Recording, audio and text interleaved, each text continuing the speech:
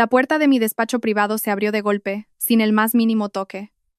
El sonido seco y brusco desgarró el silencio y la atmósfera solemne del servicio de ginecología y obstetricia del Hospital Universitario La Paz, del cual yo era la jefa de servicio. Levanté la cabeza. Las gafas se deslizaron sobre el puente de mi nariz y mi corazón dio un vuelco. En el umbral, como un monumento, se erguía Dolores, mi suegra. Su rostro estaba surcado de arrugas que delataban su autoritarismo y crueldad. Sus ojos, afilados como cuchillas, se clavaron en mí. Del brazo, con sumo cuidado, como si fuera una preciosa estatuilla de jade, llevaba a una joven y hermosa muchacha con un delicado vestido premamá de color rosa pálido. Era Lorena. La conocía, aunque solo la había visto en unas pocas fotos borrosas que una amable colega me había enviado discretamente. La reconocí, al instante. Era la amante de mi marido, Arturo. Dolores no me dio ni un segundo para recuperarme. Entró en el despacho con grandes y autoritarias zancadas, sentando a Lorena en la silla frente a mi escritorio. Mi suegra cruzó una pierna. Sobre la otra, se cruzó de brazos y habló con voz estentórea, deliberadamente y alta para que la oyeran tanto mi residente como los que estaban fuera de la puerta. Doctora Varela, hoy he traído a mi querida nuera para una revisión. He oído que es usted la mejor de aquí, la jefa de servicio. Así que he tenido que traerla directamente a usted, para que le haga personalmente una ecografía a mi tan esperado nieto, el heredero. Mire con atención, a ver si nuestro campeón está creciendo sano y fuerte. Cada una de sus palabras estaba impregnada de veneno. Cada una era una daga invisible que se hundía en mi pecho. Mi querida nuera, el heredero. Esas frases, como bofetadas, golpeaban mi honor y el dolor que había soportado en silencio durante los últimos 5 años. La joven enfermera a mi lado palideció, mirándome desconcertada, sin saber cómo reaccionar. Respiré hondo, intentando reprimir la oleada de amargura que me subía a la garganta. Dejé el bolígrafo sobre la mesa, me quité las gafas y me froté las sienes, que palpitaban por la tensión. En 5 años de matrimonio me había acostumbrado a su crueldad, pero era la primera vez que se atrevía a traer esta cacho, a mi santuario, al lugar donde, usando mis conocimientos y mi deber médico, salvaba vidas y llevaba alegría a innumerables familias. Lorena, sentada a su lado, bajó la cabeza con modestia. Sus hombros temblaban casi imperceptiblemente. Interpretaba a la perfección el papel de una chica, inocente y avergonzada, atrapada en una situación incómoda. Pero vi claramente cómo las comisuras de sus labios se curvaban en una sonrisa triunfante. Su mano descansaba sobre su vientre ya notablemente abultado, que acariciaba de forma provocadora. Dolores, al notar mi silencio, decidió rematar la faena. Sonrió con desdén. ¿Qué pasa? ¿No te alegras? ¿O es que tienes envidia de que otras puedan? ¿Y tú no? Ya te lo decía yo, que una mujer que solo sabe empollar libros y que siempre huele a antiséptico no es capaz de parir. No eres más que una flor marchita. Qué mala suerte tuvo el apellido Ibáñez de que entraras en él. Pero a nuestra familia el destino le ha sonreído. Nos ha enviado a nuestra Lorenita, guapa, inteligente, y además nos dará un heredero, un hijo. Basta, dije. Mi voz no fue alta, pero su frialdad y agudeza eran capaces de cortar el torrente de sus palabras venenosas. Me levanté, me acerqué al lavabo y abrí el grifo. El agua fría bañó mis manos ardientes y miré mi reflejo en el espejo. El rostro, cansado de una mujer tras una larga guardia nocturna, ojeras oscuras bajo los ojos, pero en mi mirada una determinación nunca antes vista. Había aguantado demasiado. Mi sacrificio, mi paciencia. Todo había sido pisoteado sin la menor piedad. Si querían convertir este lugar en un escenario, bien, actuaría con ellas en el último acto, en una obra cuyo final, sin duda, no les gustaría. Me di la vuelta. En mi rostro solo había una máscara de profesionalidad médica. Me acerqué a Lorena. Mi voz carecía de cualquier emoción. Por favor, a la camilla de ecografías. Súbase la ropa y túmbese sobre el lado izquierdo. Lorena se sorprendió un poco por mi calma, pero obedeció dócilmente. Dolores se colocó a su lado, con las manos en las caderas, como un juez en un concurso. Me puse los guantes médicos Apliqué el gel en su vientre. Lorena se estremeció ligeramente por el frío. Tomé la sonda y comencé a deslizarla suavemente por su abdomen. En la pantalla, poco a poco, apareció la imagen del feto. Un ser diminuto, acurrucado, su corazón latiendo con rápidos golpes. Me concentré en mi trabajo, analizando cada parámetro.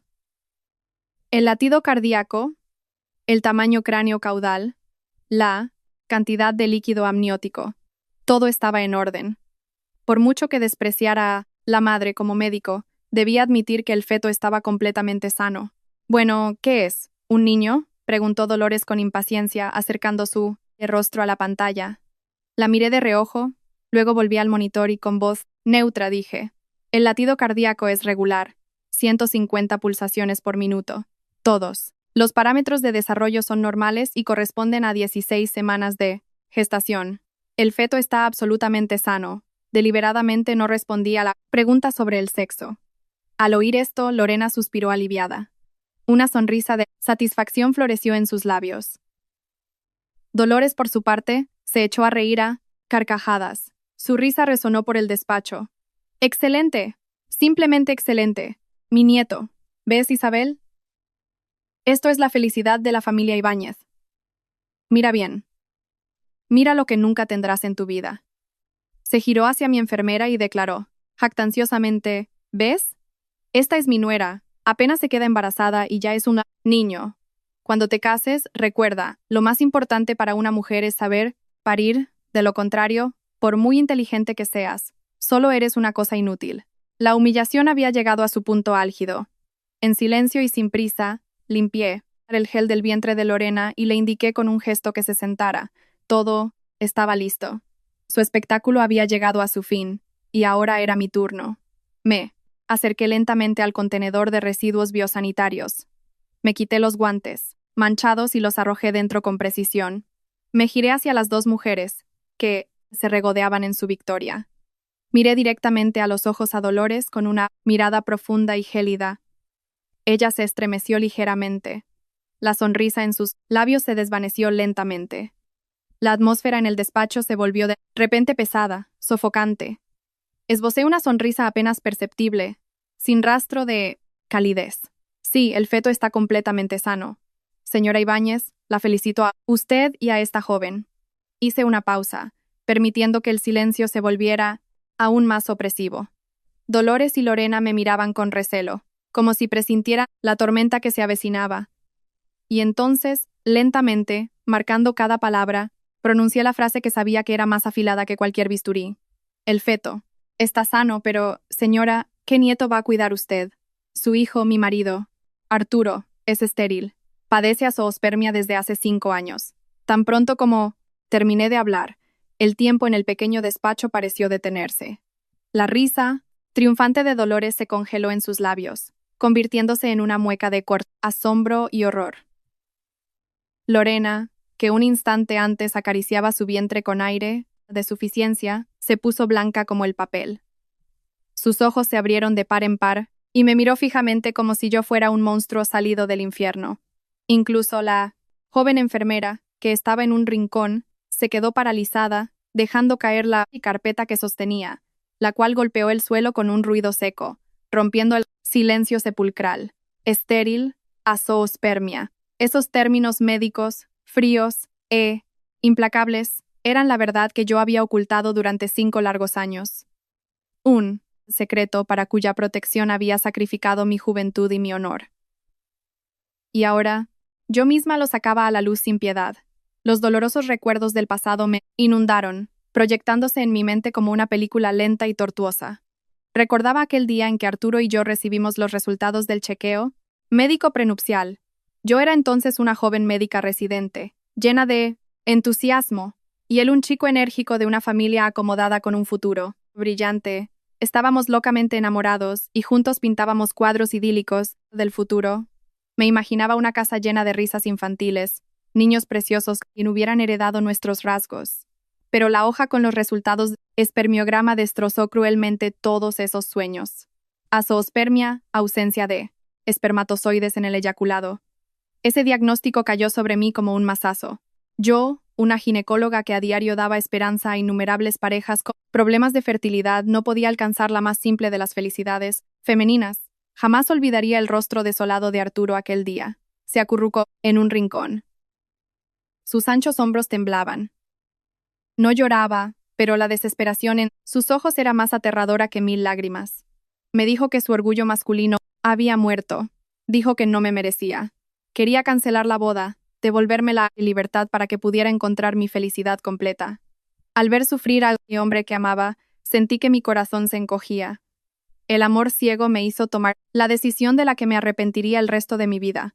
Lo abracé, le juré que siempre estaría a su lado, que los hijos no eran lo más importante, que podíamos adoptar. Y entonces cometí el acto más insensato. Rompí aquel informe médico y le mentí diciéndole que los resultados eran normales y que, probablemente, los problemas eran míos. Me eché toda la culpa encima, convirtiéndome voluntariamente en la culpable a los ojos de su familia, solo para proteger su supuesta hombría. Creí ingenuamente que mi sacrificio sería recompensado con su amor y respeto eternos, pero me equivoqué cruelmente. La vida después de la boda se convirtió rápidamente en un infierno. Dolores, su madre, nunca me había aceptado. Siempre consideró que yo no estaba a la altura de su hijo de oro. Cuando se enteró de que yo no podía tener hijos, sus burlas alcanzaron su apogeo. Cada día tenía que beber oscuras y amargas infusiones de hierbas que ella me traía. Decía que era para fortalecer mi salud, para quedarme embarazada más fácilmente, pero yo sabía que en esas tazas estaba todo su desprecio y odio hacia mí. En cada comida no dejaba de recordarme la obligación de continuar el linaje, la vergüenza que yo había traído a la familia. Ibáñez con mi esterilidad. Me comparaba constantemente con las nueras de las vecinas, que apenas se casaban daban a sus maridos rollizos bebés. Sus insultos, sus miradas despectivas herían mi alma cada día. Pero lo más doloroso era la actitud de Arturo. Al principio todavía se sentía culpable. Me consolaba en secreto, se disculpaba, pero luego se acostumbró a que yo fuera su escudo, a que yo recibiera todos los golpes. Empezó a volver a casa cada vez más tarde. Nuestras conversaciones se hicieron cada vez más escasas. Ya no me miraba con el amor de antes. En su lugar, en su mirada apareció la evasión y, a veces, una irritación sin motivo. Daba mi sacrificio por sentado. Yo aguantaba, consolándome con que él también tenía su propio dolor.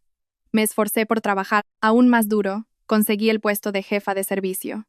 Esperaba que mis logros profesionales hicieran que la familia de mi marido me viera de otra manera. Pero, no, a sus ojos, siempre sería una flor marchita.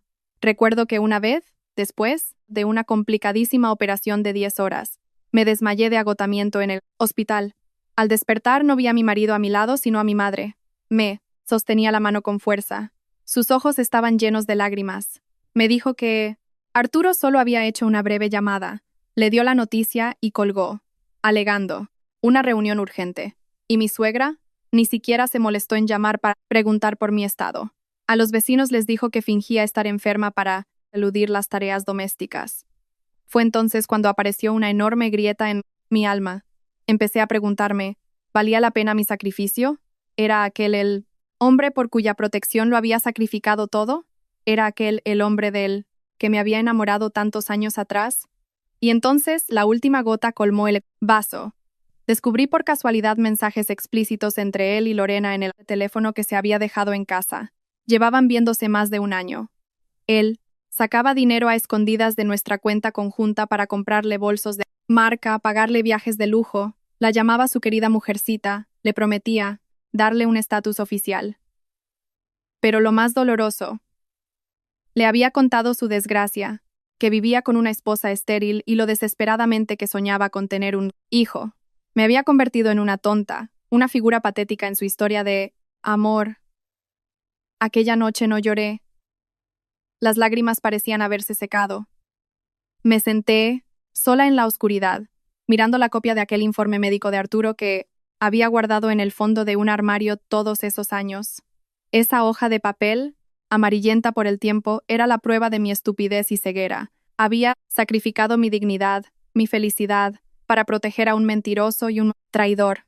Yo misma me había metido en el infierno. En ese momento comprendí que Mi amor por Arturo había muerto. Murió una muerte lenta y agónica. Decidí divorciarme, acabar con todo aquello. Pero no me iría en silencio. Les haría pagar por todo lo que me habían hecho. Hice varias copias del informe, preparé la demanda de divorcio. Solo esperaba el momento oportuno para destapar las cartas y mostrar al mundo su verdadera cara. Y hoy, ellos mismos me habían brindado esa oportunidad. Mi voz helada resonó en las paredes blancas del despacho, creando un silencio opresivo y pesado. La primera en salir de su estupor fue Dolores. Su rostro pasó de blanco a rojo, y luego a un tono purpúreo. Se tambaleó. Con una mano se apoyó en la camilla, y con la otra me señaló. Sus labios temblaban, incapaces de pronunciar una palabra. Tú, mientes. ¿Qué sandeces dices? Graznó finalmente con voz quebrada, como una loba en herida. Lo has inventado todo por envidia, por maldad. Has visto que Lorenita está embarazada y has decidido manchar el nombre de mi hijo, de mi nieto. ¿Qué víbora eres? Como tú no puedes parir, ¿ahora quieres traer la desgracia a nuestra casa? Gritaba, vomitando acusaciones inconexas. Intentaba aferrarse a la única explicación que se le ocurría, que yo estaba calumniando, pero el pánico en sus ojos la delataba. Una madre, por muy déspota que fuera, siente a su hijo. Quizás, en el fondo de su alma, ya presentía que algo no iba bien, pero temía admitirlo. Lorena, en ese momento, también se recuperó. Se echó a llorar, desconsoladamente. Las lágrimas corrían a raudales, con una mano abrazaba su vientre y con la otra se aferraba al brazo de Dolores, pareciendo increíblemente desdichada. Mamá, tengo mucho miedo. ¿Qué está diciendo? ¿Cómo se atreve a decir algo así? Arturo está tan sano. Quiere hacerme daño a mí, a nuestro bebé. Mamá, ¿qué hago ahora? Estaba representando una obra perfecta, haciéndose pasar por la víctima inocente de una calumnia. Algunos pacientes curiosos tras la puerta comenzaron a susurrar. Algunos miraban con compasión a la pobre joven. Yo solo estaba de pie, con los brazos cruzados y una sonrisa irónica, observando su torpe actuación. Había previsto esa reacción. Las personas acostumbradas a vivir en la mentira nunca aceptan la verdad fácilmente, especialmente una tan cruel. ¿Una víbora? Sonreí. Lorena, soy médico. Mis palabras se basan en hechos científicos, no en emociones. ¿Quiere que le muestre las pruebas? Mis palabras hicieron que Lorena se estremeciera. Negó apresuradamente con la cabeza. Las lágrimas cayeron aún con más fuerza. No, no quiero ver nada. No te creo. Arturo no puede ser así. Eres una mentirosa. Dolores, como un náufrago, aferrándose a una tabla, la secundó de inmediato. Exacto. Tus pruebas son falsas. ¿Qué te crees? ¿Que puedes engañar a la gente con tu título de médico? Te voy a denunciar. Por calumnias, por injurias. Haré que te arruines, que lo pierdas todo. Gritaba, agitando los brazos, pero no se atrevía a acercarse. Probablemente mi sobrenatural calma le infundía miedo. ¿Quiere denunciarme? Bien, está en su derecho. Pero antes de hacerlo, quizá debería preguntarle a su precioso hijo, dije, mirando el reloj de la pared. Debería estar aquí en cualquier momento. Y en ese instante, como para confirmar mis palabras, sonó el teléfono de Dolores. Lo agarró, casi gritando al auricular. Arturo, ven al hospital inmediatamente, al servicio de ginecología. Tu mujer se ha vuelto loca. Se atreve a decir que tú eres estéril. Ven y ponla en su sitio. Si no vienes, me muero aquí mismo, ¿entiendes? Colgó, respirando con dificultad, y me miró con una mirada llena de odio. Estaba convencida de que en cuanto apareciera su hijo, todas mis palabras se convertirían en una farsa, y yo me arrodillaría suplicando perdón por mi mentira. Todo el pasillo del hospital se convirtió en un circo. El llanto de Lorena, los gritos de Dolores, los susurros y cotilleos de la multitud. La situación se había descontrolado. Ya no era un simple conflicto en un despacho, sino un espectáculo en vivo que había atraído la atención de todo el hospital. Varios de mis colegas se acercaron, intentando calmar a mi suegra, pero fue en vano. Los apartaba a todos, insistiendo en que esperaría a Arturo para que se encargara de mí. No dije nada, mas volví en silencio a mi despacho, Me senté en mi sillón y me serví un vaso de agua. Necesitaba mantener la poca compostura que me quedaba. Sabía que la verdadera batalla apenas comenzaba. Con la llegada de Arturo, todo alcanzaría su clímax. Y yo estaba lista, lista para arrancarle la máscara al hombre que bésame con todo mi corazón. Unos 15 minutos después, irrumpió en el servicio como un huracán una silueta alta y familiar. Arturo. Llevaba un traje de oficina impecable, pero su pelo estaba revuelto y su rostro enrojecido por la ira y quizás la vergüenza. Al verme sentada tranquilamente en mi despacho, rugió, sin prestar atención a las decenas de ojos fijos en él. «Isabel, ¿qué? ¿Circo has montado? ¿Te has vuelto loca?» Se abalanzó sobre mí, pero Dolores lo interceptó. «Hijo, has venido. Mira lo que dice tu mujer. Se ha inventado que estás enfermo para avergonzar a toda nuestra familia delante de la gente. Tienes que darle una lección, enseñarle cuál es su sitio», recitó, llorando y exagerando la situación. Lorena también corrió hacia Arturo, colgándose de su brazo y sollozando. «Arturo, tengo tanto miedo. Isabel ha dicho cosas horribles de ti. Defiéndenos a mí y a nuestro bebé». Arturo me miró. Sus ojos estaban inyectados en sangre. La ira, la humillación y la presión de su madre y su amante le habían arrebatado los últimos vestigios de razón. Apartó a Lorena y a Dolores de un empujón, se lanzó hacia mí, señalándome con el dedo y levantando la mano. «Cállate. ¿Quién te ha permitido decir esas tonterías? ¿Quieres que todo el mundo sepa que no tenemos hijos? ¿Quieres humillarme aún más?» Su voz se quebró en un grito. Su mano ya volaba hacia mi cara. Sentí el viento de su movimiento, pero no tuve miedo. Lo miré con una mirada fría, en la que se mezclaban el desprecio y una decepción inconmensurable. En el instante en que la mano de Arturo estaba a punto de estrellarse contra mi rostro, cuando decenas de pares de ojos se quedaron helados en expectación, hice algo que él probablemente nunca esperó en su vida. En lugar de asustarme, esquivarlo o interponer mis brazos, simplemente incliné la cabeza ligeramente, pero con una precisión calculada. Su furiosa bofetada silbó a mi lado, produciendo un sonido ridículo en el aire. Al perder el equilibrio, Arturo se tambaleó y casi cayó. La confusión y el asombro se reflejaron claramente en su rostro. Probablemente estaba acostumbrado a la sumisa Isabel, que soportaba en silencio todos sus arrebatos de ira y los ataques de su familia. No podía creer que hoy me hubiera atrevido a esquivarlo, a desafiarlo.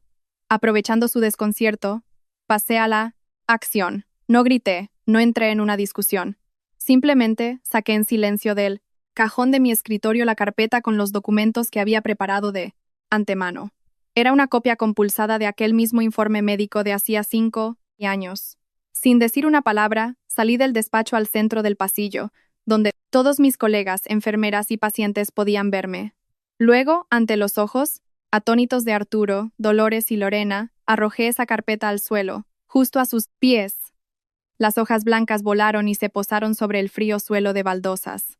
La primera y más importante página quedó boca arriba. El diagnóstico: azoospermia, ausencia de espermatozoides. Estaba impreso en negrita, con una fuente clara, saltando a la vista de todos los presentes. Un silencio espeluznante envolvió el espacio. Los gritos de Dolores cesaron. El llanto de Lorena se detuvo. Todos contuvieron la respiración, sin apartar la vista. Hora de la hoja en el suelo, hora de Arturo. El orgullo masculino, aquello que él y yo habíamos ocultado tan cuidadosamente durante 5 años. Aquello por lo que yo había sacrificado mi juventud y mi felicidad, ahora era arrancado por mi propia mano, expuesto a la vista de todos de la manera más humillante. Arturo se quedó paralizado. Su rostro enrojecía, palidecía, y luego adquiría un tono terroso. Se inclinó y, con mano temblorosa, recogió la hoja. Sus ojos se clavaron en la línea del diagnóstico, como si no creyera lo que veía. El sudor le perlaba la frente, empapando el cuello de su camisa. Levantó la vista hacia mí. Ya no había ira en sus ojos, solo un terror pánico. «¿Tú, de dónde has sacado esto?» Es una falsificación. «Lo has falsificado, ¿verdad?», balbuceó, aferrándose a su última esperanza. «¿Una falsificación?», sonreí con amargura e ironía. «Arturo, ¿lo has Olvidado. Hace 5 años recibimos este resultado juntos. Yo misma rompí el original para protegerte, pero guardé una copia. Fui demasiado ingenua, pensando que mi sacrificio valía algo. Mira, aquí está el sello del hospital, la firma del jefe de laboratorio. ¿Crees que puedo falsificar algo así? Cada una de mis palabras fue como un martillazo en su cabeza. Retrocedió varios pasos. La hoja volvió a caer de sus manos. Negó con la cabeza, murmurando algo incoherente. No, no puede ser, no es verdad. Dolores en ese momento se recuperó del shock. Se abalanzó y arrebató el informe del suelo. Al leer el diagnóstico, se desmoronó y casi se desploma. No podía creer que su hijo de oro, su orgullo, fuera quien tenía el problema. Todos sus reproches, todas las humillaciones había vertido sobre mí durante 5 años, resultaron ser inútiles. Resultó que yo era la víctima inocente. Arturito, ¿es verdad, hijo? Le preguntó a su hijo, con voz temblorosa y quebrada. Arturo no respondió. Simplemente se quedó allí, con la cabeza gacha. Sus hombros se hundieron, como los de un luchador derrotado. Su silencio fue la respuesta más elocuente. La multitud a su alrededor empezó a murmurar. Los susurros curiosos se convirtieron en comentarios de condena y burla. Dios mío, así que es el marido el estéril. Y le echaron toda la culpa a la mujer. Vaya comedia. Una ginecóloga y su marido sin espermatozoides. Y encima traen a la amante aquí a montar un escándalo. No, tienen vergüenza. Pobre doctora, tan guapa e inteligente. Y tener que cruzarse con una familia así. Esas conversaciones, como miles de agujas, se clavaron en el ya pisoteado orgullo de Arturo. Levantó la cabeza bruscamente. Sus ojos, inyectados en sangre, miraron con odio a la multitud. Luego se giró hacia mí, rugió, como una bestia acorralada. Ah, sí. ¿Querías avergonzarme? Bien. Cumpliré tu deseo. No me creo este resultado. Ahora mismo voy a hacerme otro. Análisis en la clínica internacional. Te demostraré a ti y a todos los demás. Que la mentirosa aquí eres tú, gritaba. La locura se había apoderado de él por completo. ¿Qué quería demostrar? ¿La verdad evidente o simplemente intentaba salvar los últimos restos de su amor propio? Lo miré, ya sin sentir ira, solo lástima. De acuerdo, iré contigo, dije con calma. Yo también quiero ver cuánto tiempo más vas a seguir engañándote a ti mismo y a los demás. La locura de Arturo convirtió el pasillo de ginecología en el escenario de una tragicomedia.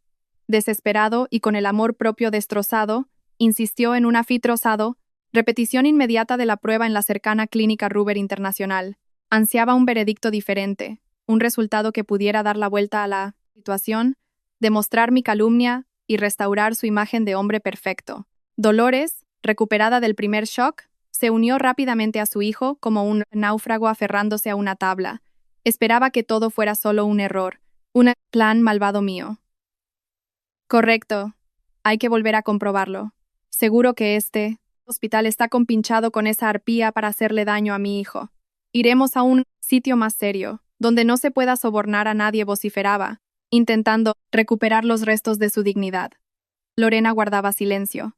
Su rostro seguía pálido, pero en sus ojos brilló una débil esperanza. Probablemente, ella también, rezaba para que el hombre en el que había apostado todo su futuro no resultara ser una farsa. Yo no me opuse, al contrario, acepté rápidamente. Muy bien, iré con todos ustedes para ver cuál es la verdad, dije, y, volviéndome hacia la supervisora de enfermería, añadí, por favor, encárguese de los pacientes que quedan. Me tomaré unas horas libres para resolver asuntos familiares. Me quité la bata blanca y la colgué en el respaldo de la silla. En ese momento, ya no era la doctora Varela. Era una esposa que se dirigía al final de un matrimonio lleno de mentiras y traición. Quería ver con mis propios ojos su colapso total. Nos dirigimos a la clínica internacional, situada no muy lejos, como una procesión en una pantomima. Yo caminaba delante, tranquila y segura. Arturo y Dolores me seguían con rostros sombríos, como si fueran ellos los que iban a exigir justicia. Lorena se arrastraba detrás, todavía con la mano en el vientre y aspecto desdichado, pero sus ojos se movían ansiosamente de un lado a otro. El laboratorio de andrología de la Clínica Internacional le dijeron a Arturo que diera una muestra. Ese proceso, para él ahora, era similar a una tortura.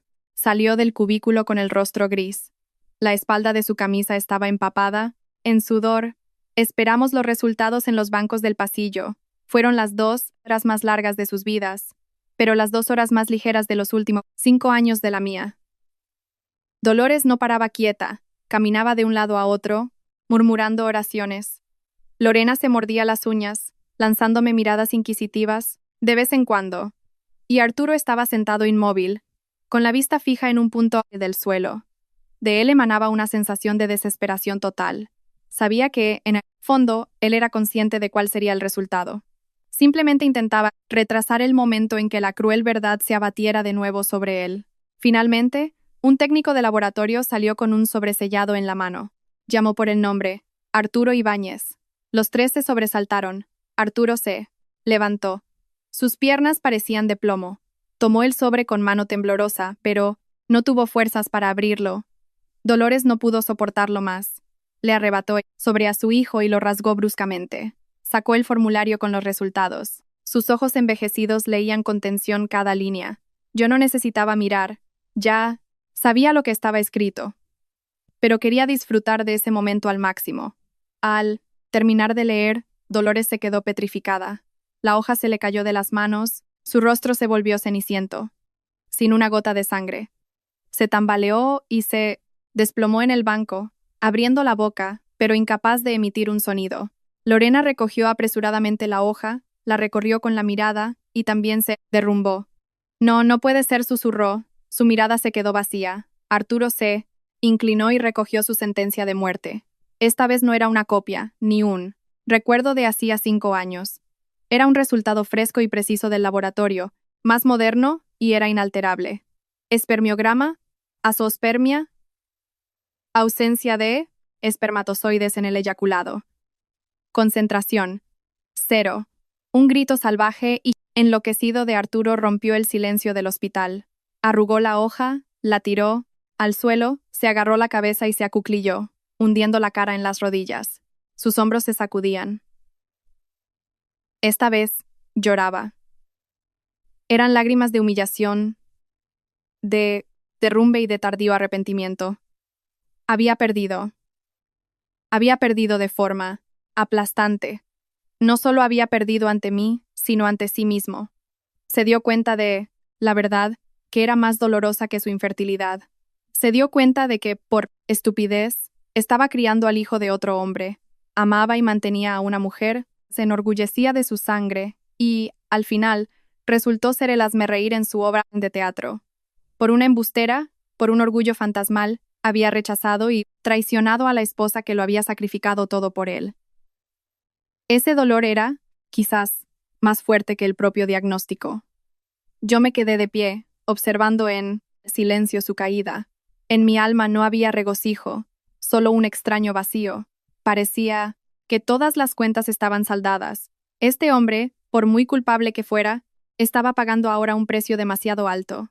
Pero no podía compadecerlo, porque el dolor que él y su familia me habían causado durante esos 5 años era irreparable. El espectáculo se acercaba a su fin, pero quedaba un personaje más con el que había que ajustar cuentas. Me giré hacia Lorena, que estaba de pie, paralizada, con el rostro lleno de horror. Lorena, dije con un tono gélido. Ahora puedes decirnos quién es el verdadero padre de este niño. Mi pregunta, como un relámpago, golpeó a Lorena, sacándola de su estupor. Se estremeció, me miró asustada. Luego al desolado Arturo y a la petrificada Dolores. Su anterior aire de suficiencia y arrogancia se había evaporado. Solo quedaba el pánico de una estafadora descubierta. Comprendió que su obra de teatro había terminado. El salvavidas llamado heredero de la familia Ibáñez se había hundido. No había vuelta atrás. Al darse cuenta de que negar era inútil, Lorena recurrió a un viejo truco.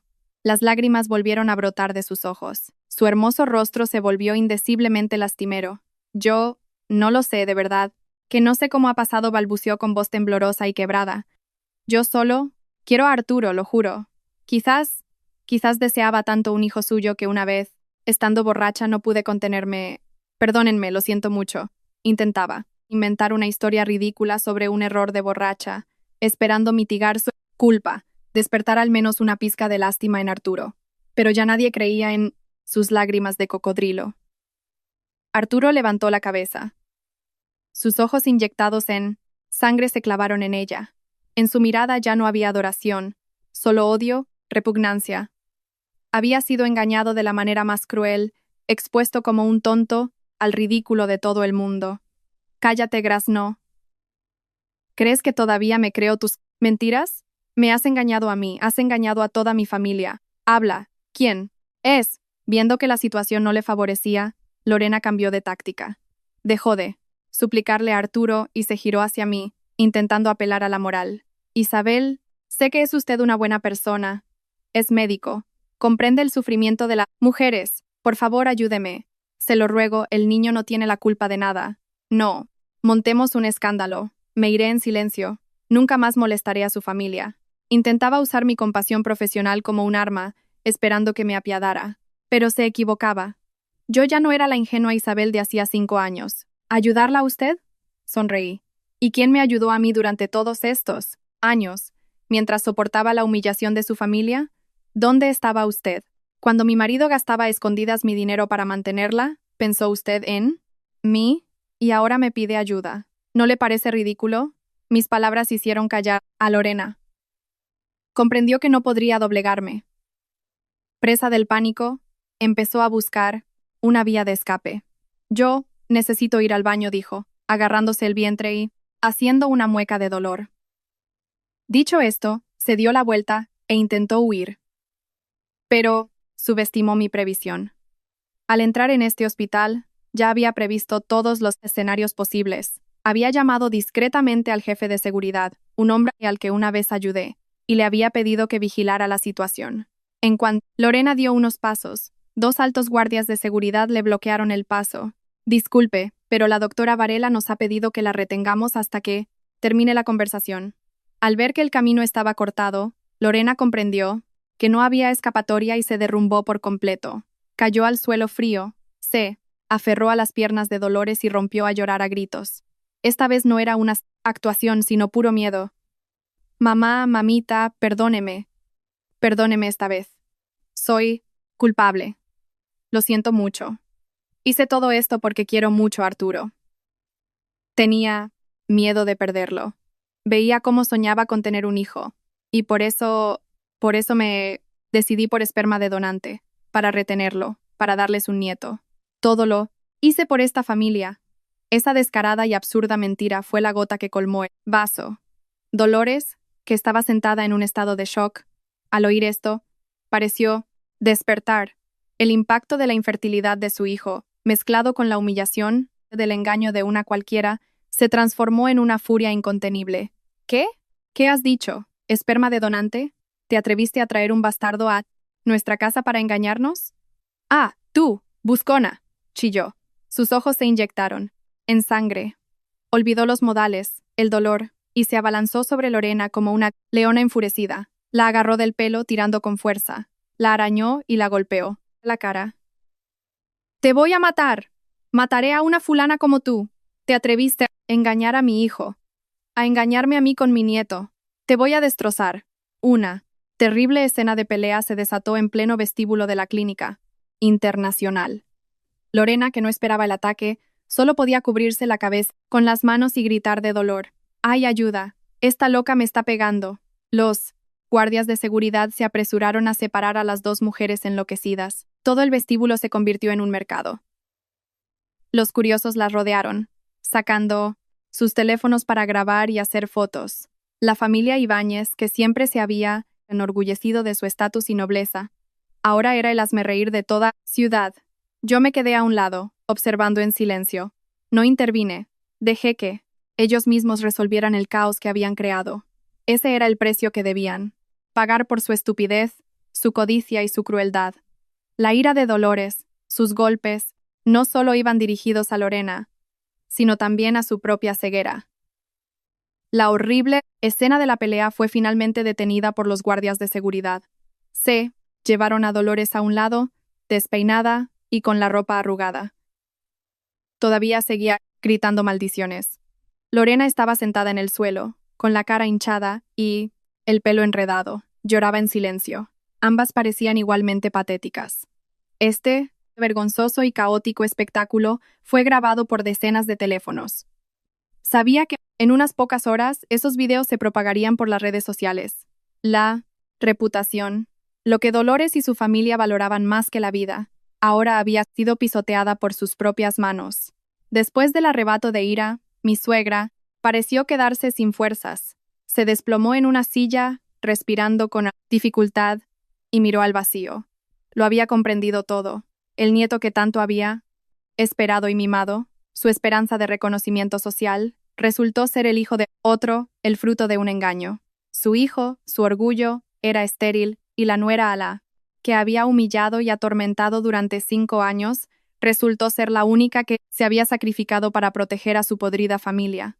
La cruel verdad, que se le había venido encima de golpe, destruyó todas sus ilusiones y su orgullo. Se había equivocado estrepitosamente, y entonces ocurrió lo impensable. Dolores, esa mujer orgullosa y déspota, se levantó lentamente y, tambaleándose, se dirigió hacia mí. Ya no gritaba, no maldecía. Me miraba con una expresión compleja, en la que se mezclaban el arrepentimiento, la vergüenza y quizás la súplica. Se acercó a mí y, de repente, se arrodilló. Ese acto dejó a todos atónitos, incluyéndome a mí. Me abrazó las piernas, hundió la cara en mis pantalones y rompió a llorar. Esta vez no eran lágrimas falsas, sino lágrimas de verdadero arrepentimiento. Isabelita, hija, perdóname. Me equivoqué. Yo me porté tan mal contigo. Fui una suegra horrible. Por favor, perdóname. Su llanto se interrumpía con sollozos y fragmentos de disculpas. Es todo culpa mía. Estaba ciega. No valoré a una buena nuera como tú. Te lo ruego, Isabel, no te divorcies de Arturo. Es un tonto. Te ha fallado, pero no podrá vivir sin ti. Si te vas, ¿qué será de nuestra familia? Todos se reirán de nosotros. Ten piedad de mí, ten piedad de Arturo.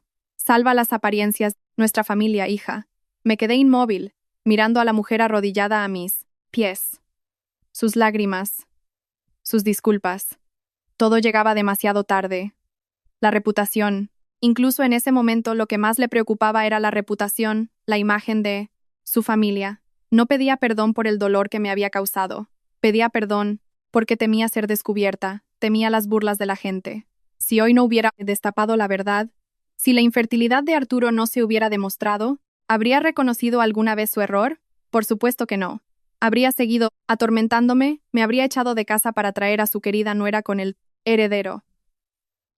Este arrepentimiento no era más que una forma de egoísmo. No sentí nada, ni compasión, ni regocijo, solo un cansancio infinito. Me incliné y, suave, pero firmemente aparté sus manos de mis piernas. Levántese, señora. Esto ha ido demasiado lejos. Mi perdón no curará estas heridas. Dicho esto con voz neutra, saqué en silencio de mi bolso otra carpeta. Era la demanda de divorcio que había preparado y firmado hacía tiempo. La puse sobre la mesa, justo delante de Arturo, que seguía sentado en el suelo. Arturo, firma. Acabemos con esto. Aquí. Será lo mejor para los dos. Él levantó hacia mí una mirada vacía, luego miró la demanda.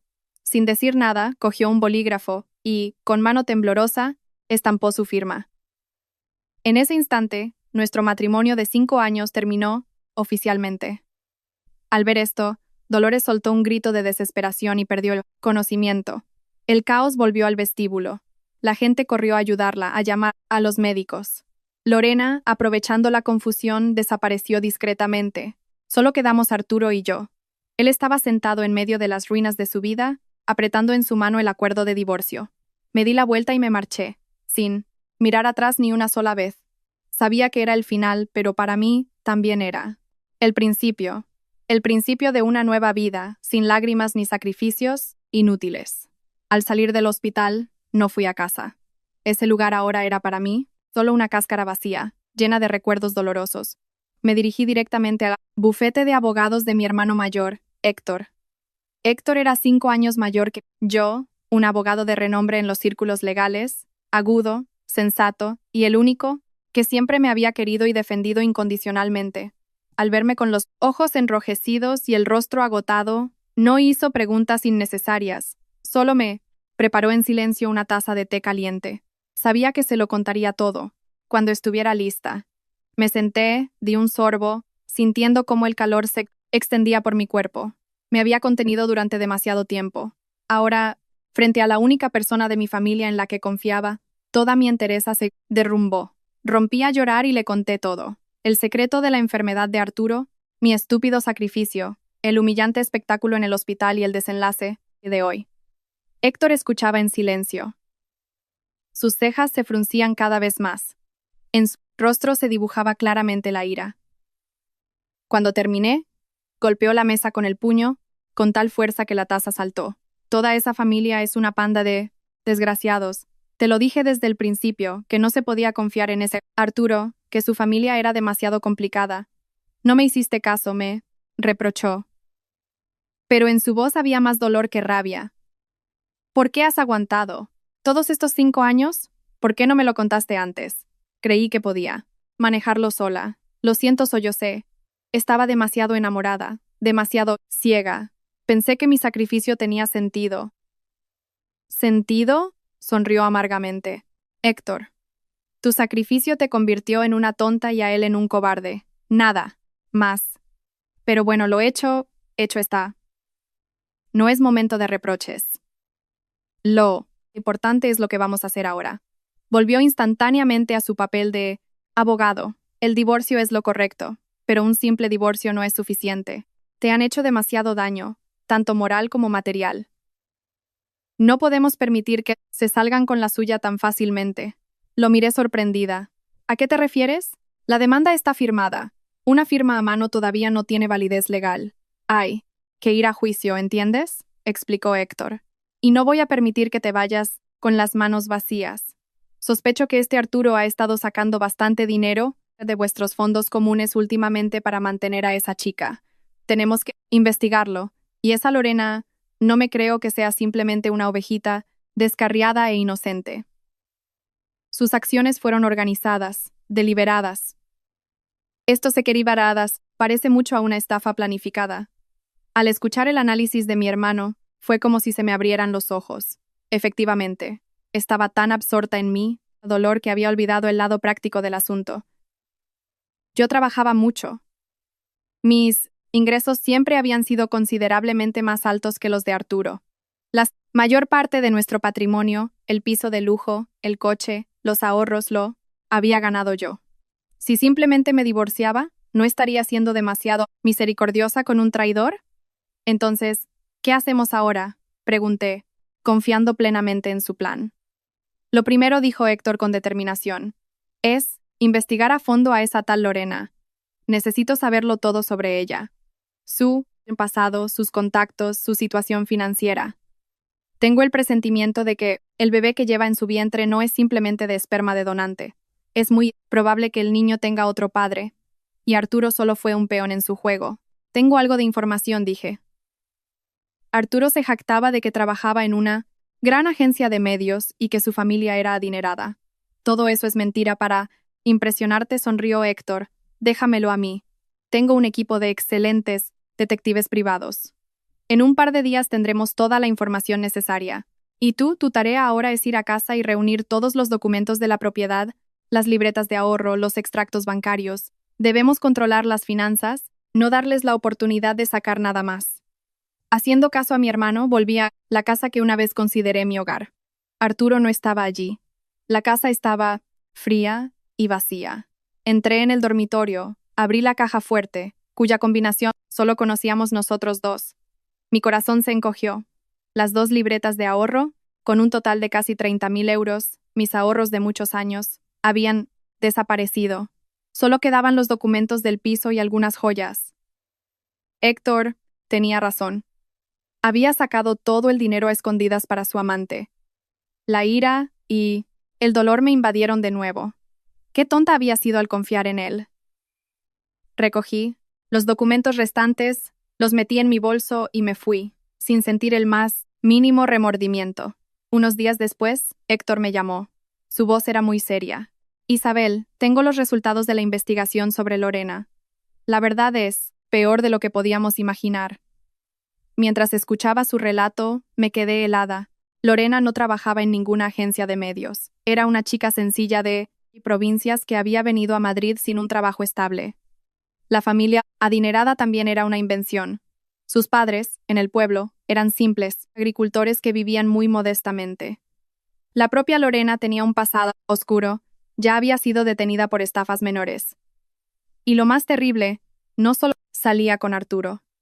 Los detectives la siguieron y descubrieron que vivía como pareja de hecho con otro hombre en una miserable habitación alquilada en un barrio obrero. Ese hombre se llamaba Rafa, apodado el Cicatriz, un elemento criminal que se dedicaba a la usura y al cobro de deudas, y que él mismo estaba ahogado en deudas. Entonces, el niño balbuceó, temiendo terminar la frase. Exacto, confirmó Héctor. Con una probabilidad altísima, el niño es de ese, tal Cicatriz. Esa chica montó un espectáculo perfecto. Usó el embarazo para engatusar a Arturo, sacarle el dinero y pagar las deudas de su amante. Arturo resultó ser un completo idiota al que tomaron el pelo. Todo encajó. No era solo una historia de infidelidad. Era una trama de estafa cuidadosamente planeada y cruel. Y mi marido había sido la víctima más estúpida de este espectáculo. Al conocer la terrible verdad sobre Lorena, ya no sentí dolor. En su lugar, aparecieron la repugnancia y el desprecio. Repugnancia por una mujer depravada y astuta, y desprecio por el hombre que fue mi marido, tan estúpido como para dejarse engañar por una zorra, dispuesto a abandonar su familia y su honor por un espectáculo falso. Mi hermano Héctor, sin embargo, veía la situación de manera más pragmática. Esta es nuestra oportunidad, Isabel dijo. No podemos permitir que esa chica y su chulo se escapen con tu dinero, pero no podemos actuar abiertamente. Es demasiado peligroso. El único que puede desenredar este lío, irónicamente, es el propio Arturo. Fruncí el ceño, sin entenderlo. ¿Quieres que le cuente la verdad? ¿Para qué? No me creerá. Volverá a pensar que me lo estoy inventando para enemistarlo con su amada. No negó Héctor con la cabeza. No le diremos nada. Haremos que lo vea todo él mismo. Solo cuando lo vea con sus propios ojos, lo creerá. Y solo cuando su orgullo masculino sea pisoteado hasta el final, tendrá la motivación para recuperar lo que le robaron. La ira de un marido engañado, de un cornudo, será nuestra mejor arma. El plan de mi hermano era realmente astuto. Quería usar a Arturo para castigar a Lorena y a su amante, y al mismo tiempo, darle una lección inolvidable al propio Arturo. Encargó a sus hombres que siguieran vigilando a Lorena y a Rafa el Cicatriz, averiguando su rutina diaria. Unos días después, tras recopilar suficiente información, Héctor me dio una hoja con una dirección. Es la dirección de su cuchitril alquilado. Encuentra la manera de enviarle esta dirección a Arturo de forma anónima. El resto lo hará él. Mientras tanto, Arturo estaba viviendo los días más oscuros de su vida. Después del escándalo en el hospital, no podía aparecer por el trabajo.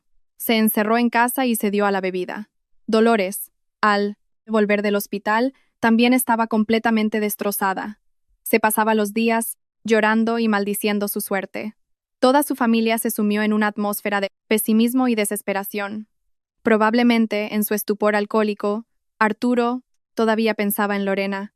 Podía odiarla, pero al mismo tiempo, quizás, intentaba encontrar una excusa para ella, engañándose a sí mismo con que todavía lo amaba, que el niño, después de todo, era suyo. Se encontraba en un estado extremadamente inestable y alterado. Contraté a un mensajero y le envié una nota, con la dirección a su casa, sin remitente. Sabía que su suspicacia y su amor propio herido le obligarían a ir allí. Y como predijo Héctor esa misma noche, al recibir la misteriosa nota, Arturo, tambaleándose por el alcohol, cogió un taxi y se dirigió a la dirección indicada. Era un barrio obrero miserable con edificios decrépitos, situado en un callejón oscuro y húmedo en las afueras de la ciudad. Un lugar que era la antítesis del lujoso ático que soñaba construir con Lorena. Buscó a tientas el número correcto. Todo el patio apestaba a basura y alcantarillado. De todas partes llegaban insultos, peleas, llantos de niños. Ahí estaba, el paraíso de su princesa Lorena. Al acercarse a la habitación, correcta, ruinosa y con una puerta de madera endeble, oyó una risa familiar que venía de dentro. Era la voz de Lorena, pero no estaba sola. Con ella había un hombre con una voz grave y ruda. El corazón de Arturo se aceleró. Se acercó de puntillas y miró por una rendija. La escena que vio lo dejó petrificado. Lorena estaba sentada en el regazo de un hombre con el torso desnudo, cuyo cuerpo estaba cubierto de tatuajes. Era Rafael Cicatriz. Se abrazaban y besaban sin ningún pudor. Sobre una mesita cercana había botellas de cerveza a medio beber y un fajo de billetes. Mira esto, dijo Lorena riendo mientras contaba el dinero. Este imbécil es tan crédulo. Lloré un par de veces y sacó todo el dinero de la cuenta y me lo dio, casi 30.000 euros. Suficiente para que pagues todas tus deudas. Ya podemos largarnos de aquí. Bien hecho, rió roncamente él. Cicatriz, pellizcando a Lorena en la mejilla. No en vano te he estado manteniendo. En cuanto nazca este cachorro, lo dejaremos en cualquier sitio y encontraremos a otro pringado. Hay un montón de ricachones como ese, soñando con un heredero. Claro que sí, dijo Lorena con voz melosa. Aunque hasta me da un poco de pena. Si hubieras visto su cara cuando se enteró de que era estéril, tan patético. No solo es un tonto, sino que además no sirve para nada. ¿Qué más da? Mejor bebamos por nuestro éxito. Chocaron las botellas, riendo a carcajadas y discutiendo su brillante futuro, construido sobre el engaño y el dinero ajeno. Afuera Arturo estaba como si le hubiera caído un rayo. Cada palabra suya, como 1000 cuchillos, le atravesaba el corazón. Imbécil, inútil, pringado al que le han puesto los cuernos. Todo lo que temía, todo lo más humillante, se había hecho realidad. Lo habían engañado descarada y cruelmente. La mujer que tanto amaba, por la que estaba dispuesto a dejar a su esposa, resultó ser una serpiente venenosa. La embriaguez se desvaneció al instante, reemplazada por una furia incontenible, unos celos capaces de quemarlo todo. Dejó de pensar. La sangre le subió a la cabeza. Retrocedió unos pasos, cogió carrerilla, reventó la endeble puerta de madera con todas sus fuerzas. La puerta de madera saltó de sus goznes con un estruendo ensordecedor, alarmando a todo el miserable patio. Las astillas volaron en todas direcciones. Arturo irrumpió en la habitación como un toro herido, con los ojos inyectados en sangre. Olía a alcohol y a furia. Lorena y Rafa, que se abrazaban en la cama chirriante, se sobresaltaron. No podían imaginar que Arturo los encontraría en ese agujero. Rafa empujó bruscamente a Lorena y se puso los pantalones a toda prisa, que estaban tirados a la cabecera de la cama. Lorena soltó un grito agudo y se envolvió en una manta, cubriendo su cuerpo casi desnudo. «Cabrones. Hijos de puta», rugió Arturo, perdiendo los últimos vestigios de autocontrol. Se abalanzó y sobre Rafa con los puños en alto. «¿Tú quién eres? ¿Te atreves a acostarte con mi mujer?» Los celos ciegos le hicieron olvidar que tenía delante a un matón, corpulento y musculoso, varias veces más fuerte que él. El puñetazo de Arturo, un oficinista acostumbrado a sentarse en un escritorio, fue débil y torpe. Rafa, acostumbrado a las peleas, lo esquivó fácilmente, inclinando ligeramente el torso, sonrió con desdén. «¿Con tu mujer? Pregúntale a ella de quién es mujer», dijo señalando con la cabeza a Lorena, que temblaba en un rincón. Esas palabras fueron la gota que colmó el vaso. Arturo se sumió en una locura aún mayor y volvió a atacar. Pero no era rival para Rafa. El matón le agarró fácilmente la muñeca a Arturo y le retorció el brazo por la espalda. «¡Ah!», gritó Arturo de dolor.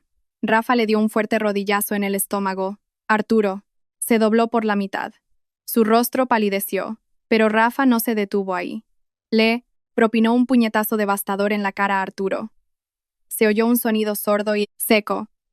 Arturo se desplomó en el frío suelo de cemento. La sangre le brotó de la nariz y la boca. «No, no le pegues», balbuceó Lorena, recuperando el sentido. «Cállate», le espetó Rafa. «Esto es una conversación de hombres. Las mujeres no se meten. ¿O es que te da pena?». Se acercó a Arturo, que yacía en el suelo, y le dio una fuerte patada en las costillas con la bota. «¿Quién coño te crees que eres para entrar aquí así? ¿Sabes quién soy yo? ¿A los niñatos de mamá? Como tú les voy a enseñar a no meter las narices donde no les llaman», continuó, golpeando sin piedad a Arturo, que se acurrucó en el suelo, ya incapaz de resistirse. Cada golpe era fuerte y preciso. Arturo solo podía cubrirse la cabeza con las manos. De su garganta salían gemidos de dolor. Estaba completamente destrozado, humillado. Lo estaban apaleando delante de la mujer que amaba, y lo hacía su rival. Esa humillación era más dolorosa que 1000 golpes. Lorena, que observaba la horrible escena desde un rincón, se puso blanca como la cera. Ya no se atrevía a intervenir. Sabía que si decía una palabra más, la siguiente sería ella. El miedo lo eclipsó todo. En su cabeza solo había un pensamiento: huir. Aprovechando que Rafa, en pleno arrebato, descargaba su ira sobre Arturo, Lorena cogió rápidamente el fajo de billetes de la mesa. Lo metió. En su bolso cogió algo de ropa y se escabulló por la puerta. No miró atrás, ni al hombre que estaba siendo apaleado hasta casi matarlo por su culpa, ni al niño en su vientre. Para ella, el dinero y su propia seguridad estaban por encima de todo. Cuando Rafa se cansó, se detuvo. Escupió sobre Arturo, que yacía en el suelo, y le espetó con desprecio. Considera que hoy has tenido suerte. Lárgate, antes de que cambie de opinión. Si vuelves a aparecer por aquí, te dejo lisiado. Se giró en busca de Lorena, pero la habitación estaba vacía. El fajo de billetes de la mesa también había desaparecido. Zorra, ¿has decidido dejarme tirado? Rugió enfurecido y salió corriendo tras ella, dejando a Arturo yaciendo en el fango de la traición y el dolor. Arturo yacía en el suelo. Le dolía todo el cuerpo. Oyó cómo le crujía una costilla tras la patada de Rafa. Estaba destrozado. La sangre de la boca y la nariz no dejaba de brotar, mezclándose con la suciedad del suelo. Lo había perdido todo: mujer, hijo, dinero, honor y, ahora, también la salud. Intentó levantarse, pero un dolor agudo en el pecho le hizo volver a caer. Lloró. Lágrimas calientes corrían por su rostro magullado, mezclándose con la sangre y la suciedad. Lloraba por su estupidez, por su trágico destino. Hubo un tiempo en que lo tuvo todo: una esposa guapa, inteligente y cariñosa, un trabajo estable, una familia acomodada, pero él mismo lo había destruido todo por un orgullo fantasmal y bajos deseos. Había rechazado a la persona más valiosa para perseguir una ilusión, una serpiente venenosa con rostro de ángel. Y ahora estaba pagando un precio demasiado alto. El precio de la traición. Mi hermano y yo no sabíamos nada de esta sangrienta paliza. Solo sabíamos que nuestro plan de castigar con mano ajena había tenido éxito a medias. Lorena y su amante habían sido desenmascarados, y Arturo lo había visto todo con sus propios ojos. Pero no imaginábamos que todo terminaría de forma tan cruel y trágica. A la mañana siguiente, recibí una llamada de un número desconocido. Al otro lado de la línea había una voz masculina débil. Isabel, soy yo. Ayúdame. Era Arturo. Había usado sus últimas fuerzas para llamarme la única persona en la que pudo pensar en ese momento. No fui a salvar a Arturo. Tras esa débil llamada, colgué fríamente y le envié un único mensaje. El número de emergencias es el 112. Apáñatelas tú solo. Alguien podría decir que fui cruel, pero no podía olvidar lo que él y su familia me habían hecho. Habían pisoteado mi bondad demasiadas veces, y ya no me permitiría mostrar debilidad. Él debía asumir la responsabilidad de sus propias decisiones. Unos días después, me enteré de que los vecinos de aquel edificio encontraron a Arturo y llamaron a una ambulancia. Estaba en estado grave: 2 costillas rotas, rotura de vaso y una conmoción cerebral. Pasó más de un mes en el hospital. A su lado, no estaba ni Lorena ni ningún otro familiar, excepto su anciana y destrozada madre. Para pagar las enormes facturas del hospital, Dolores tuvo que pedir dinero prestado a conocidos. Su familia se encontró al borde de la miseria. Tras el alta de Arturo, llegó el día de nuestra vista judicial por el divorcio. Entré en la sala con un estado de ánimo completamente diferente, sin miedo ni dolor. Había venido no solo para poner fin a un matrimonio, sino para exigir justicia. Arturo también estaba allí. Tenía un aspecto patético y demacrado. Su figura, antes erguida, estaba encorvada, la espalda ligeramente arqueada, secuelas de la paliza. Se sentó en el banquillo de los acusados junto a un abogado de oficio. No tenía dinero para uno privado. Dolores estaba sentada detrás, envejecida 10 años, con los ojos vacíos y hundidos. La vista fue rápida, ya que todo era evidente. Mi hermano, el abogado Héctor Varela, habló con claridad y seguridad. presentó todas las pruebas de la infertilidad de Arturo antes del matrimonio, de mi sacrificio y sufrimiento durante 5 años. Y lo más importante, presentó pruebas irrefutables de que Arturo había sacado en secreto casi 30.000 euros la cuenta conjunta para su amante. Señoría, la voz de Héctor resonó en la sala. Las acciones del ciudadano Ibáñez no solo constituyen una grave violación de la fidelidad conyugal, sino que también presentan indicios de ocultación de bienes gananciales. La suma de casi 30.000 euros es el sudor y las lágrimas, el resultado del trabajo de mi defendida, la doctora Varela. El ciudadano Ibáñez gastó ese dinero en mantener a una estafadora, causando a mí, defendida, un enorme perjuicio material y moral. Solicitamos a este tribunal que dicte una sentencia justa y obligue al ciudadano Ibáñez a devolver la totalidad de la suma apropiada ilegalmente. Arturo estaba sentado con la cabeza gacha, sin poder objetar. Su abogado solo intentó débilmente apelar al hecho de que su cliente también había sido víctima de un engaño. Pero eso no eximía su culpa. Finalmente, el tribunal se retiró a deliberar. Al regresar, el juez leyó la sentencia con voz severa. Tras examinar todos los materiales del caso, el tribunal resuelve estimar la demanda de la ciudadana Isabel Varela. Se declara disuelto el matrimonio entre la ciudadana Varela y el ciudadano Ibáñez. En cuanto a los bienes, y considerando la ocultación de bienes gananciales por parte del ciudadano Ibáñez, el tribunal decreta la adjudicación en plena y propiedad a la ciudadana Varela del piso y el vehículo. En cuanto a los fondos monetarios, se obliga al ciudadano Arturo Ibáñez a indemnizar a las ciudadanas Varela con la suma de 20.000 euros, como cantidad proporcional a su contribución al presupuesto familiar. El martillazo del juez puso punto final a toda esta historia. Había ganado. La justicia había prevalecido. No solo había recuperado mi libertad, sino que también había protegido lo que había ganado con mi trabajo. Me giré hacia mi hermano y sonreí. Él asintió con la cabeza, con orgullo en sus ojos. Al salir de la sala sentí un alivio increíble, como si me hubieran quitado un peso enorme de encima. El sol afuera brillaba, cálido, luminoso. Respiré hondo, inhalando el olor a libertad. A mis espaldas oí los sollozos de Arturo. Se había derrumbado sobre la mesa. Sus hombros se sacudían. Lo había perdido todo. Esposa, patrimonio y ahora además debía una suma enorme. Dolores corrió hacia él y lo abrazó. Lloraron juntos, desesperados y humillados. No miré atrás. Caminé hacia adelante, con orgullo y confianza. El pasado había quedado atrás. Delante de mí me esperaba un nuevo capítulo de mi vida. Un capítulo en el que no había lugar para él. La sentencia del tribunal fue el golpe final que destruyó por completo el mundo de la familia Ibáñez. Piso de lujo del que Dolores tan orgullosa estaba, ya no les pertenecía. El coche caro en el que Arturo llevaba a su amante volvió a su verdadera dueña. Solo les quedó la vieja casa de los padres y una deuda de 20.000 euros. Pero la tragedia no terminó ahí. La historia de la familia Ibáñez, con sus detalles casi cinematográficos, se convirtió en el principal tema de cotilleo de todo el barrio. Los relatos de cómo el guapo y exitoso hijo del director resultó ser estéril, cómo la nuera puso en su sitio a la malvada suegra en el juicio, cómo toda la familia criaba al heredero de un delincuente, se transmitían de boca en boca, adornados con nuevos detalles.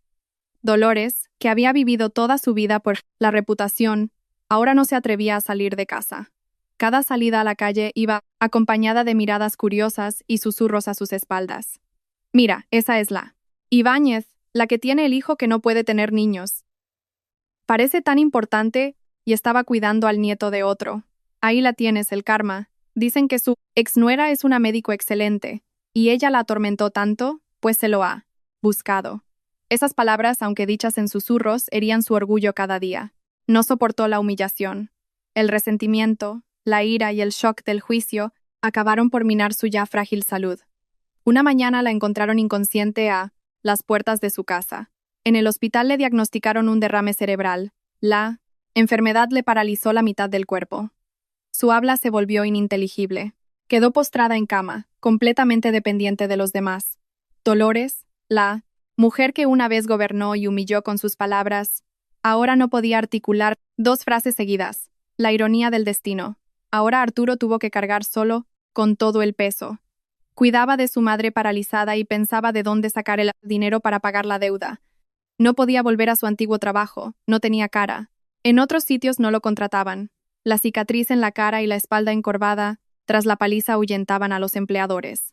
Empezó a vender las últimas cosas, de valor de la casa, muebles, el televisor, las últimas joyas de su madre. Él, en dinero, se iba en medicinas y comida. De ser un exitoso directivo, se convirtió en un desempleado que vivía en la miseria. La vieja casa se llenó de suciedad. Su comida consistía en fideos instantáneos baratos. Las dificultades físicas y el tormento mental lo doblegaron rápidamente.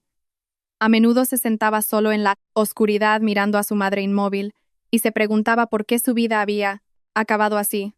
Culpaba a mí, culpaba a Lorena, culpaba al destino, pero nunca se atrevió a admitir que el culpable era él mismo. Su cobardía, su egoísmo y el novismo de su familia. Me despreciaban por mi infertilidad. Estaban dispuestos a cambiarme por una incubadora que les diera un heredero y prestigio. Valoraban a las personas por su capacidad de procrear y su estatus, y ahora pagaban por sus crueles y miopes puntos de vista.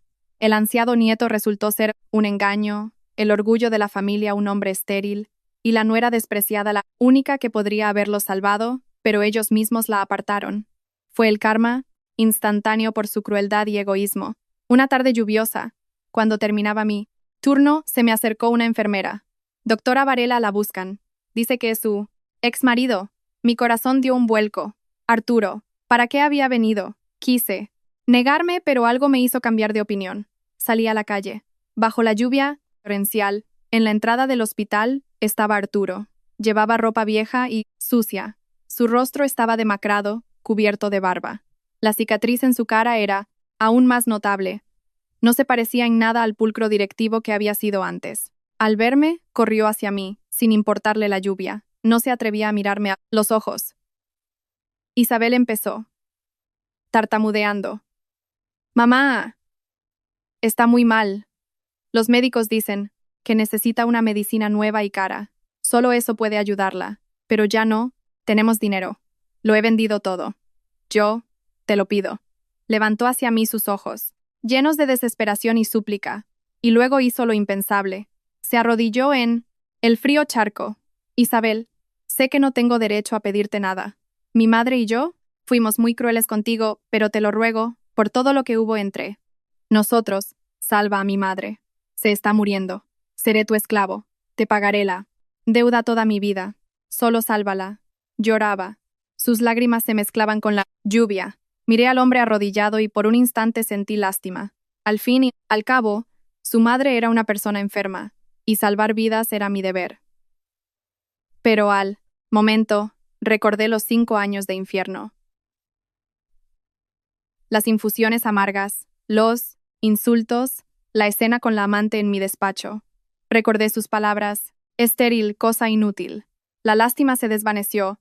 No podía olvidar, no podía perdonar. «Levántate», dije con voz gélida. «Salvar vidas es el trabajo del hospital, no el mío personal. Si tu madre necesita esa medicina, existen programas sociales para personas sin recursos. Solicítalo. Entre nosotros ya no hay nada, pero eso es demasiado lento. Mamá no aguantará», intentó suplicar. «Esos son tus problemas», corté. «Cuando tú y tu madre os burlabais de mí, ¿pensasteis en mis sentimientos? Cuando gastabas mi dinero en tu amante, ¿pensaste que algún día tu madre lo necesitaría para salvar su vida? Lo que se siembra, se cosecha, es la ley del karma». Dicho esto, me di la vuelta y me marché, sin darle oportunidad de decir nada más. Oí a mis espaldas su débil llamada, mezclada con el llanto y el ruido de la lluvia. No miré atrás, caminé, con paso firme y seguro. No soy una santa. Soy una mujer corriente que amó, se verificó y fue herida, y tenía derecho a no perdonar a quienes pisotearon mi vida. Es triste ver a una persona de rodillas suplicando piedad a quien una vez humilló. En ese momento, no sentí regocijo, solo amargura al tomar conciencia de la debilidad y bajeza humanas. La súplica de Arturo no provenía de un arrepentimiento sincero, sino de una desesperación egoísta. Pedía que salvara a su madre, pero ni una sola vez se disculpó de verdad por el dolor que me habían causado. Esto demostraba que Incluso en lo más hondo, una persona puede no ser consciente de sus errores. Y en eso radicaba su principal tragedia. Mientras Arturo y su familia se hundían en el pantano de problemas que ellos mismos habían creado en otra parte de la ciudad, los otros participantes de este drama tampoco escaparon a su castigo. Lorena y Rafa, tras robar casi 30.000 euros, huyeron. Pensaban que podrían vivir a lo grande, pero se equivocaron. Rafa el cicatriz era un jugador empedernido. Sus deudas no eran simples préstamos, sino pérdidas en un gran casino clandestino controlado por un conocido grupo criminal. No devolvió el dinero robado a sus acreedores, sino que lo volvió a gastar en el juego, esperando recuperarlo. Naturalmente, lo perdió todo hasta el último céntimo. Se desató una verdadera cacería contra él y Lorena. Tuvieron que esconderse como ratas, cambiando constantemente de vivienda. La vida de lujo con la que soñaba Lorena se convirtió en un miedo y una huida constantes. El embarazo dificultaba sus movimientos. Rafa, tras perder todo el dinero, volvió a ser el delincuente violento de siempre. Descargaba toda su rabia en Lorena. Las palizas y los insultos se convirtieron en algo habitual. De reina se convirtió en el saco de boxeo de su amante. Finalmente la policía los atrapó. No solo por las deudas con los mafiosos, sino también por la denuncia por estafa que mi hermano había presentado oportunamente ante las autoridades, con pruebas irrefutables. El testimonio de Arturo, grabaciones, correspondencia. No pudieron zafarse. Lorena, como organizadora de la estafa, fue condenada a 7 años de prisión. A pesar de su embarazo, Rafa recibió 10 años, más penas adicionales por usura y lesiones. En el juicio, Lorena parecía demacrada y rota. Su enorme vientre no podía ocultar su desesperación. Había pagado un precio demasiado alto por su codicia. El niño que había utilizado como herramienta de engaño nacería en la cárcel. En cuanto a Arturo, tras mi negativa, se derrumbó por completo. Sin dinero, Dolores no recibió tratamiento adecuado y, unos meses después, murió sola y entre sufrimientos. Arturo tuvo que enterrar a su madre él mismo. El banco se quedó con la vieja casa para saldar su deuda conmigo. Se quedó sin hogar. Para sobrevivir y pagar la deuda, aceptó los trabajos físicos más duros. A menudo se le veía en las obras. Un hombre encorvado con una cicatriz en la cara, acarreando en silencio sacos de cemento. De directivo, se convirtió en un peón. Cada gota de sudor, cada dolor en su cuerpo, le recordaba sus errores. Su vida se convirtió en un ciclo interminable de trabajo duro y remordimientos. Esa fue su condena, perpetua. El karma los alcanzó a todos. Cuando la tormenta amainó, mi cielo volvió a estar despejado. Cerré decididamente esa oscura página del pasado. Su destino ya no me importaba. Habían recibido su merecido. Para mí, comenzaba mi propia historia, una historia de renacimiento y felicidad. No me hundí en el sufrimiento, sino que convertí el dolor en fuerza. Me volqué en el trabajo. Mi talento y dedicación llevaron a nuestro servicio a ser uno de los mejores del país. Salvé muchas vidas. Traje al mundo a cientos de bebés. Cada llanto de un niño, cada sonrisa feliz de una madre, curaba las cicatrices de mi alma. 2 años después, me nombraron subdirectora médica. Me convertí en una de las directivas más jóvenes y exitosas del sector. Encontré la paz no solo en mi carrera, sino también en mi vida. No me apresuré a buscar un nuevo amor. Aprendí a quererme y cuidarme, algo que había olvidado durante los 5 años de matrimonio. Viajé, aprendí cosas nuevas, me reuní con amigos, pasé tiempo con mi familia, y la felicidad me encontró por sí misma. En un congreso médico internacional, me reencontré con Marcos, un compañero de la universidad. Él también se había convertido en un excelente médico, jefe del servicio de pediatría. Era un hombre tranquilo, maduro y de buen corazón. Conocía mi historia, pero no por los cotilleos, sino por amigos comunes. No me juzgó, solo se compadeció y admiró mi fuerza. Empezamos a hablar, a compartir ideas sobre el trabajo y la vida. A su lado, me sentía tranquila y protegida. Me valoraba como persona, respetaba mi carrera y comprendía todo por lo que había pasado. Nuestro amor nació de forma natural y fácil, como una lluvia de verano que limpia todo, el polvo del pasado. Un año después me pidió matrimonio en la cima de una montaña, con una magnífica puesta de sol como telón de fondo. Nuestra boda fue cálida y acogedora. Mis padres y mi hermano me llevaban de la mano. Sus ojos brillaban de felicidad. Sabían que por fin había encontrado mi refugio. Mi nueva vida estaba llena de risas. Tuvimos gemelos, un niño y una niña. Mirando a mis pequeños dormidos, comprendí que la felicidad a veces llega tarde, pero nunca se olvida de ti. Soy un fénix con un bisturí en la mano, que una vez ardió en el fuego de la traición y la mentira, pero de las cenizas resurgí, más fuerte y brillante. Mi historia es la prueba de que, por muy bajo que te arroje la vida, nunca pierdas la esperanza y la fe en ti misma. Levántate, lucha y sigue. Adelante, porque después de la lluvia siempre sale el sol, y después de la tormenta, el amanecer es aún más hermoso que antes. Saber soltar no es debilidad, sino sabiduría que te libera. Y la ley del karma, tarde o temprano, siempre será justa para todos.